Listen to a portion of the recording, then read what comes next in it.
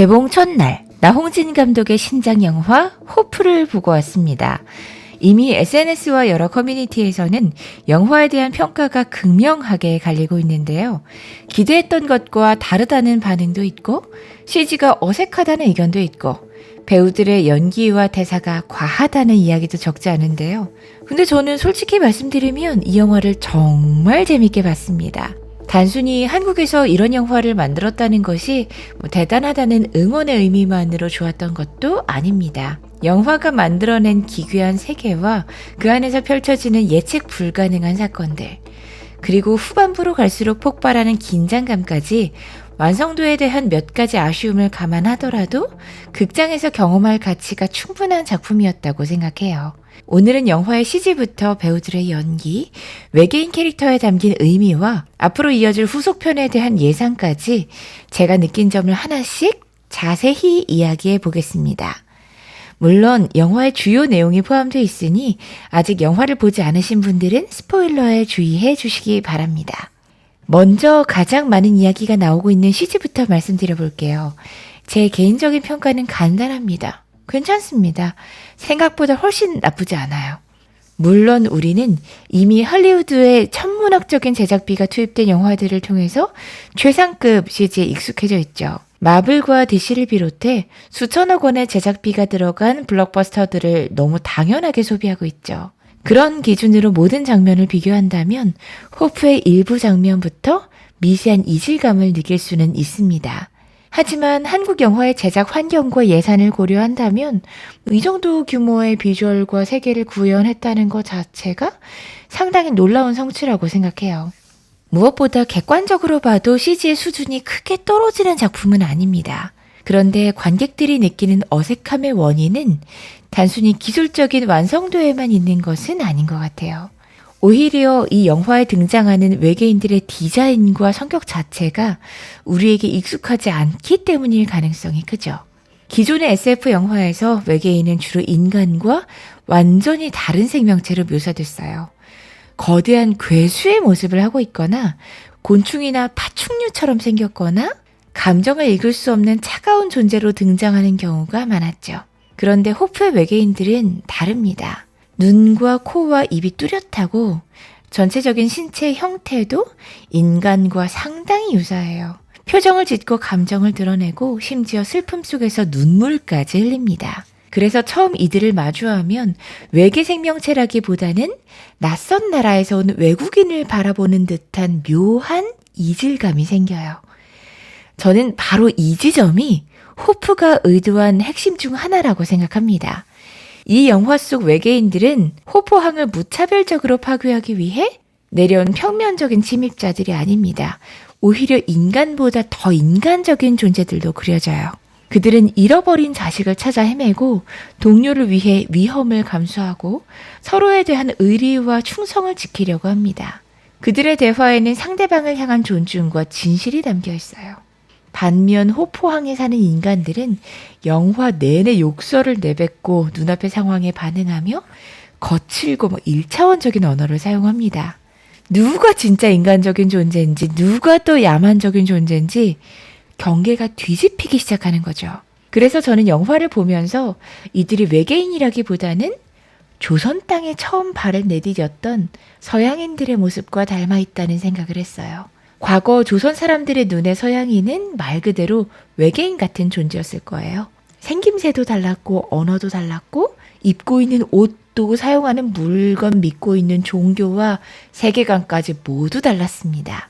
서로를 이해할 수 있는 기반이 없는 상태에서 낯선 존재가 어느 날 갑자기 나타났다면 두려움과 경계심이 먼저 생기는 건 어쩌면 당연한 일일지도 모르겠어요. 그 과정에서 충돌이 있었고 서양의 선교사들이 공격당하거나 죽임을 당하는 일도 있었죠. 저는 영화를 보면서 그런 생각을 계속하게 됐거든요. 다음으로 배우들의 연기를 이야기해 보겠습니다. 이 작품의 중심에는 역시 황정민 배우가 있어요.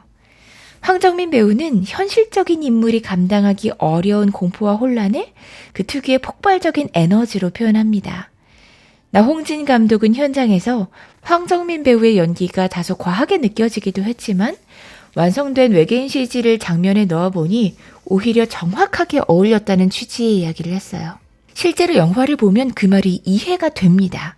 배우들은 촬영 당시 눈앞에 존재하지 않는 무언가를 바라보며 공포와 당황스러움, 절박함을 연기해야 했을 거죠. 상대 배우의 표정이나 움직임을 보고 감정을 주고받는 일반적인 연기와는 완전히 다른 작업이었겠죠. 그 빈 공간을 상상력만으로 채우면서도 관객이 믿을 수 있는 감정을 만들어내야 합니다. 황정민 배우는 그 어려운 역할을 자신의 에너지로 끝까지 끌고 가요. 특히 마을에서 펼쳐지는 바미기르와 황정민 배우의 추격 장면은 이 영화에서 가장 강렬한 장면 중 하나였습니다. 익숙한 시골 마을이 순식간에 도망칠 곳 없는 공포의 공간으로 변하고 정체를 제대로 알 수 없는 존재가 엄청난 속도로 뒤를 쫓아오는 장면은 웬만한 헐리우드 블랙버스터보다도 훨씬 직접적인 긴장감을 만들어냅니다. 조인성 배우 역시 인상적이었는데요. 특히 후반부 액션과 말을 타고 질주하는 장면에서 인물의 존재감이 크게 살아납니다. 초반에는 황정민 배우가 영화의 중심처럼 보이지만 전체 이야기를 놓고 보면 조인성이 연기한 인물이 실질적인 주인공에 가까울 가능성도 있어 보입니다. 무엇보다 영화 속에서 이 인물이 보여주는 비정상적일 정도의 생명력은 분명 후속편을 위한 중요한 단서일 거예요. 죽었다고 생각되는 상황에서도 다시 살아나고 일반적인 인간이라면 버티기 어려운 일을 겪고도 계속해서 움직이는데요. 단순한 영화적 과정인지 아니면 정말로 외계 생명체의 피나 능력과 어떤 관련이 있는 것인지 이 부분은 후속편에서 반드시 설명될 것으로 보입니다. 외계인들의 이름도 나홍진 감독 특유의 유머로 보여주는데요. 보초병 바미기르는 밤이 길어에서 착안한 이름이고 유모 아이도보르는 아이 돌보미를 빗은 것처럼 들리죠. 웅장한 세계관과 거대한 우주적 사건을 다루면서도 이름 하나하나에는 이처럼 엉뚱하고 장난스러운 유머가 담겨 있습니다.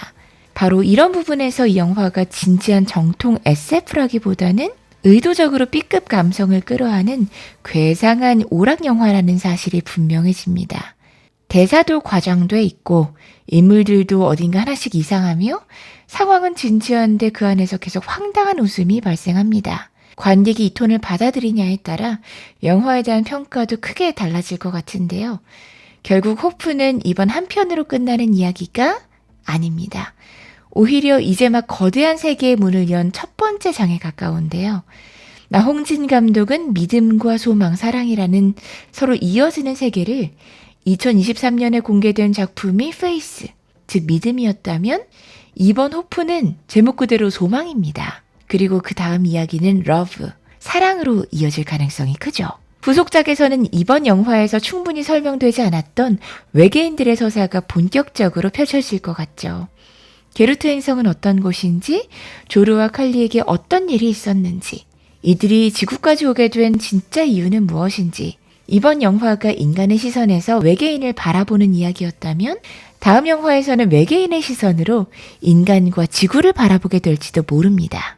특히 자신의 심장을 걸어서라도 칼리를 다시 살려내겠다는 말이 나온 만큼 죽은 것처럼 보이는 칼리는 어떤 방식으로든 돌아올 가능성이 높아 보이는데요. 그것은 단순한 생존이 아니라 말 그대로 부활에 가까운 사건일 수 있습니다. 믿음, 소망, 사랑, 그리고 죽음을 넘어서는 부활. 이 흐름을 생각하면 호프에는 분명 기독교적인 상징과 코드가 깊이 담겨 있는 것으로 보입니다. 나홍진 감독이 기독교적 세계관에 관심을 보여왔다는 점뿐만 아니라 영화 속 외계인들이 성경의 구절과 닮은 말을 하고 자기 희생과 충성, 부활을 이야기한다는 점도 흥미롭습니다. 하지만 이 영화가 직접적으로 종교를 설명하거나 신앙을 설교하는 작품은 아니에요. 오히려 가장 낯설고 두려운 존재를 통해 인간에게 가장 오래된 질문을 던지는 쪽에 가깝습니다. 우리는 이해할 수 없는 존재를 만났을 때 두려움 때문에 먼저 공격하지는 않는가? 인간이라고 믿었던 존재가 외계인보다 더 잔인할 수도 있지 않은가? 그리고 절망적인 상황 속에서도 끝까지 포기하지 않게 만드는 것은 무엇인가? 결국 이 외계인들이 지구에 내려와 전하고 가는 이야기는 사랑이 아닐까 생각합니다. 흥미로운 건 이번 영화에서 주요 인물들이 완전히 죽은 것으로 확정되지 않았다는 점인데요. 죽은 줄 알았던 조인성의 인물도 살아있고 칼리 역시 부활의 가능성을 남겨두고 있죠. 죽음으로 모든 것이 끝나는 세계가 아니라 죽음 이후에도 무언가가 이어지는 세계. 그것이 나홍진 감독이 말하는 소망인지도 모르겠습니다. 물론 호프는 모든 사람에게 친절한 영화는 아니에요. 대사는 낯설고 배우들의 연기는 진지한 SF와 B급 코미디, 토속적인 한국의 풍경과 우주적 세계관이 거칠게 충돌합니다. 어떤 분들에게는 그 충돌이 혼란스럽고 불편하게 느껴질 수 있어요. 하지만 바로 그 불균형과 기괴함이 이 영화만의 가장 강한 개성이기도 하죠. 모든 것을 매끈하게 정리하고 관객이 이해하기 쉬운 방식으로 설명했다면 오히려 지금과 같은 독특한 에너지는 사라졌을지도 모릅니다. 제가 영화를 보던 극장에서도 관객들의 반응이 인상적이었는데요. 제 옆에 앉은 분은 몇몇 장면에서 실제로 입을 벌린 채 화면을 바라보고 있었어요. 저 역시 바미기르가 호프왕 마을을 휘젓고 다니는 추격 장면에서는 숨을 제대로 쉬지 못할 정도로 몰입했습니다. 너무나 익숙한 한국의 시골 마을에 정체를 알 수 없는 존재가 나타났을 때의 공포, 도망칠 곳이 없어 보이는 좁은 골목과 생활의 흔적이 남아있는 집안에서 벌어지는 추격. 그 현실적인 공간감 때문에 어떤 면에서는 어벤져스 같은 대형 블록버스터보다도 더 직접적으로 생생하게 다가왔어요. 호프는 분명 호불호가 갈릴 영화입니다. 하지만 한국 영화에서 이 정도로 낯설고 기괴한 상상력을 이 정도 규모로 밀어붙인 작품은 쉽게 만나기 어렵습니다. 단순히 CG가 좋은지 나쁜지, 대사가 자연스러운지 어색한지만으로 평가하기에는 이 영화가 시도한 것이 너무 많죠. 인간과 외계인, 조선과 서양, 문명과 야만, 믿음과 소망, 부활과 죽음. 이 거대한 개념들을 시골 마을의 황당한 소동과 B급 유머 안에 뒤섞어 놓았습니다. 완벽하게 정돈된 영화는 아닐지 몰라요. 그러나 쉽게 예측할 수 없고 다른 영화에서 본 적 없는 장면을 보여주며 영화가 끝난 뒤에도 계속해서 그 의미를 생각하게 만드는 작품입니다. 저는 그래서 호프를 극장에서 직접 보시기를 추천드려요. 영화 호프 평가가 갈린다는 이유만으로 놓치기에는 너무나도 독특하고 야심찬 작품이었습니다. 저는 호프 또 다른 이야기로 돌아올게요. 호프는 듀킨과 함께 드라마 퀸 구독